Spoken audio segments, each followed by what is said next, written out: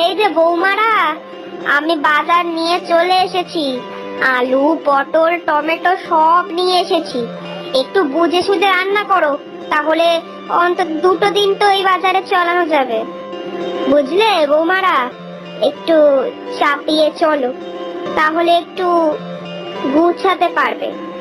দিনকাল যা পড়েছে, এখন থেকে না গুছাতে পারলে ভবিষ্যতে অসম্ভব সমস্যা হবে। এখন তো তোমাদের ছেলেপুলে নেই, এটাই তো সময়, সামলে চলতে শেখো। হ্যাঁ মা, আপনি তো ঠিকই বলেছেন। সবজি বাজারের যা দাম বেড়েছে, সাশ্রয় তো করাই উচিত। মা, আমি তো আপনার সব কথাই মেনে চলি। আপনি যদি বলেন এই বাজার দিয়ে আমি 2 দিন কেন 5 দিনও চালাতে পারবো, কিন্তু দিদির জন্যই তো এই সব কিছু পারি না। দিদি সব সময় বেশি বেশি করে রান্না করে, সব কিছু তো একেবারে বেশি বেশি করে। আসলে কি বলুন তো মা, আমিও গরিব ঘরের মেয়ে, তো তাই আমি আপনার কষ্ট বুঝি। কিন্তু দিদি ধনী ঘরের মেয়ে কি না, তাই তো কিছু বুঝতে চায় না। সব সময় বেশি বেশি করে রান্না করে, বলে অল্প অল্প করে নাকি কাউকে খেতে দেওয়া যায় না। এর জন্যই তো রোজ কতগুলো করে পদ রান্না করে। বলুন মা, এত রান্না করতে কত তেল, মশলা, সবজি, গ্যাস সব খরচ হয়। আরে ছোট, তুই এমন ভাবে বলিস না। আমি ইচ্ছে করে সংসারের খরচ মোটেও বাড়াচ্ছি না। আমি নিজের হাতে সবাইকে খেতে দিই। ওরকম অল্প অল্প ভাবে খেতে দেওয়া যায় বল? আচ্ছা মা, আপনি বলুন, নিজেদের খাবার যেমন তেমন, ওদের 2 ভাইকে ওরকম অল্প করে কিভাবে খেতে দিই? আর ওরা যদি আরেকবার ওরকম কিছু চায়, তাহলে ওদেরকে না করে দেব? একেবারে মাপে মাপে রান্না করি কিভাবে মা? ওরা 2 ভাই তো বাইরে কত পরিশ্রম করে বলুন তো, তাই একটু পেট ভরে না খেলে চলবে? শুধু একটু খাওয়া দাওয়ার ব্যাপারটা বাদ রেখে আপনি যা যেইভাবে বলবেন আমি সেইভাবেই সাশ্রয় করব। কিন্তু ওরকম মেপে মেপে রান্না করা, খাওয়া দেওয়া, ওইসব আমার পক্ষে সম্ভব না মা, আমাকে ক্ষমা করে দিন। হ্যাঁ বড় বৌমা, কথাটা তবে তুমি মন্দ বলনি। কাউকে খেতে দিলে অমন করে মেপে মেপে খেতে দেওয়া যায় না। ঠিক আছে, আর কি, রাধু, তোমার ইচ্ছে মতো খাওয়াও সবাইকে। কিন্তু হ্যাঁ, বাকি বিষয়গুলোতে কিন্তু একটু চাপিয়ে চলো, কেমন? ঠিক আছে, আমি এবার যাই, স্নানটা করে নি। যা গরম পড়েছে, রোদের তাপে একেবারে যেন চামড়া জ্বলে যাচ্ছে। স্নান না করা পর্যন্ত গায়ের জ্বালা পোড়া কমছে না। 2 বউতে মিলে ঝটপট রান্না বান্না সেরে ফেলো দেখি। স্নানটা করে 2টো ভাত খাবো, কেমন?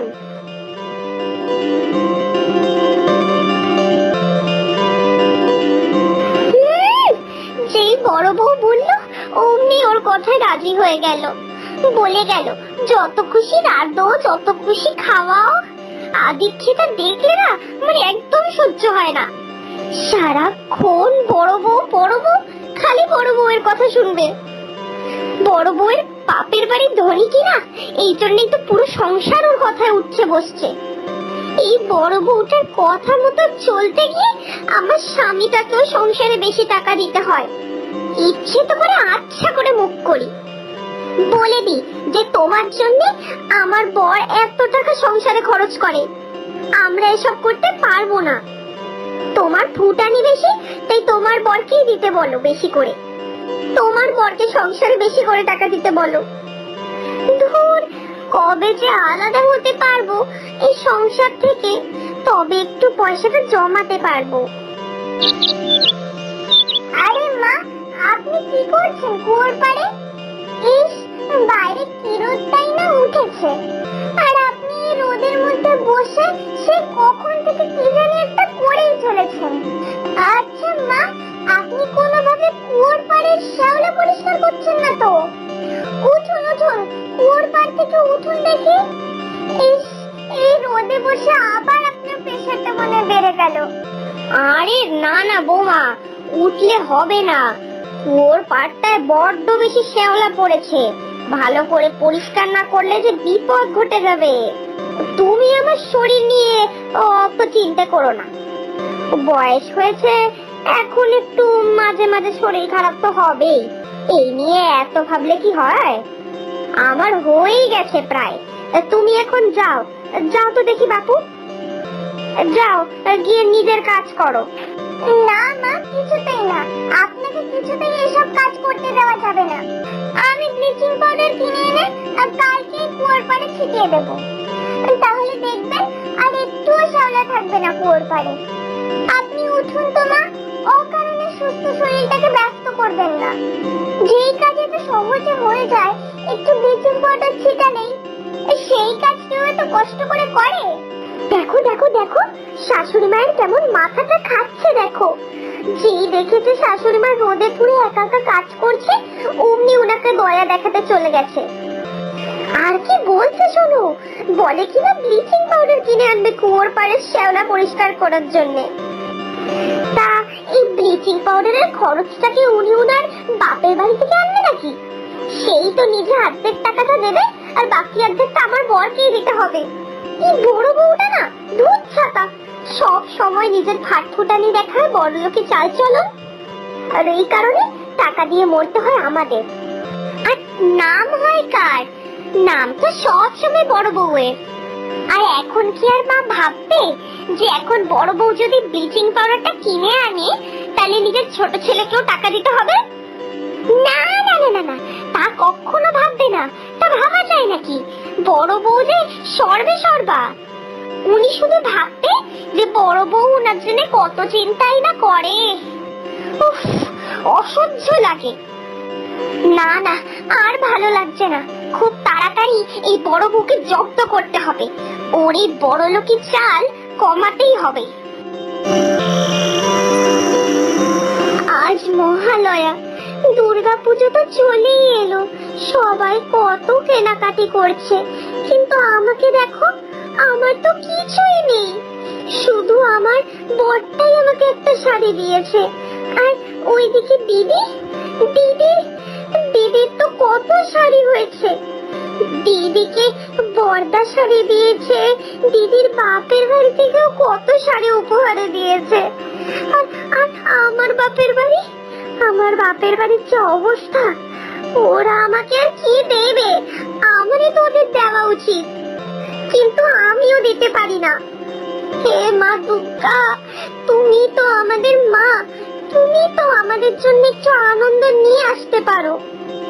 এত দরিদ্রতায় যে সব আনন্দ হারিয়ে যাচ্ছে, সব আনন্দে কি শুধু এই ধনীদের জন্য মা? আমার যে খুব কষ্ট হচ্ছে, খুব। এই ছোট, চুপ করে একা একা বসে বসে কি আকাশ কুসুম ভাবছিস শুনি? এই দেখ আমি কি এনেছি, দেখ তো শাড়িগুলো কেমন হয়েছে। এটা তো হওয়ারই ছিল, দিদি তো এখন আমাকে এই শাড়িগুলো দেখাবেই, আর আর কতই না ফুটানি দেখাবে, এখন আমাকে কত কথা শোনাবে। আমার এটা শ্বশুর বাড়িতে প্রথম পুজো, তাও আমার বাপের বাড়ি থেকে একটাও শাড়ি আসলো না। এটা নিয়ে যে এখন কত কথাই না আমাকে শোনাবে। ও ছোট, তুই কি চুপ করে রয়েছিস? দেখ না শাড়িগুলো। আচ্ছা থাক, আমি দেখাচ্ছি। এই যে এই শাড়িটা আমার বাপের বাড়ি থেকে তোর জন্য এসছে, আর এই শাড়িটা মাসিমার জন্য আমার বাপের বাড়ি থেকে এসছে, মানে তোর মায়ের জন্য, বুঝেছিস? আর শাশুড়ি মায়ের জন্য আমার জন্য যে শাড়িগুলো এসেছে ওগুলো তো তোকে কালকেই দেখালাম। যাক গে যাক, শোন, আর এই শাড়িটা আমার তরফ থেকে মাসিমার জন্য, আর এই দুটো শাড়ি আমি তোর জন্য কিনেছি। আর মেসোমশাইয়ের জন্য কিন্তু পাঞ্জাবিও কিনে রেখেছি, কাল দিয়ে ওদের পুজোর পোশাকগুলো দিয়ে আয়, বুঝলি? আর হ্যাঁ, আরেকটা কথা, আমি চুপি চুপি 3টে শাড়ি আর 2টো পাজামা পাঞ্জাবিও কিনে রেখেছি। কাল যখন ওই বাড়ি থেকে ফিরবি তখন ওই 3টে শাড়ি আর 2টো পাজামা পাঞ্জাবি শাশুড়ি মায়ের হাতে দিয়ে বলবি যেগুলো তোদের বাপের বাড়ি থেকে এসছে, বুঝেছিস? তাতে করে সবার কাছে তোর মান বাড়বে। দিদি, তুমি তুমি আমার জন্য এত ভেবেছো, এত কিছু করেছো? আমার বাপের বাড়ির মান সম্মানের কথাও তুমি ভেবেছো? হ্যাঁ রে বোকা, তো ভাববো না? তুই তো আমার বোন, তাই তো তোর শ্বশুর বাড়িতে তোর সম্মানের কথাটা তো আমাকেই ভাবতে হবে, তাই না? যাক গে যাক, এইগুলো নিয়ে আর কথা বলিস না। আর তুই বরং শাড়িগুলো ভালো করে দেখ তো, তোর পছন্দ হয়েছে কিনা। দিদি আমার জন্য এত কিছু ভেবেছে, এত কিছু করেছে, আর আমি কতই না খারাপ খারাপ করেছি। দাদা দাদা, আর না, আর কোনো হিংসা না, আর কোনো রাগ না। তার দিদি দেখবে, দিদির এই বোনটাও দিদিকে কত ভালোবাসতে পারে।